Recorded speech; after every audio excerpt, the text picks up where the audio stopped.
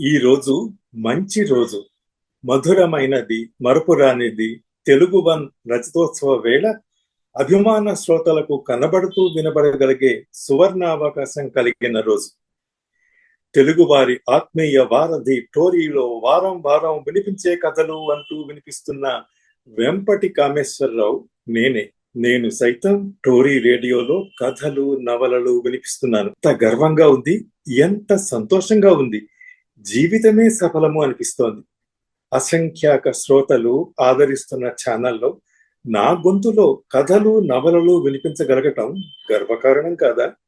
ఇంతటి అద్భుతమైన అవకాశాన్ని కలుగజేసిన తెలుగు1.com కి వేవేల ధన్యవాదాలు తెలియజేస్తూ, ఇలాగే నా వంటి ఎందరో కళాకారులను ఆదరించాలని, హక్కున చేర్చుకోవాలని, ప్రోత్సహించాలని, వారిలోని ప్రతిభను విశ్వవ్యాప్తం చేస్తూ వారి ఉనికికి సార్థకతను తీసుకురావాలి అని మనస్ఫూర్తిగా కోరుకుంటున్నాను. నిండుగా, దిండిగా, మెండుగా తెలుగు1 అండగా ఉండగా, టోరీ నాలోనే నిండగా.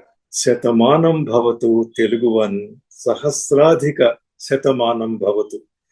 మన అందరి తెలుగు1కి వేల వేల ధన్యవాదాలు, నమస్కారాలు.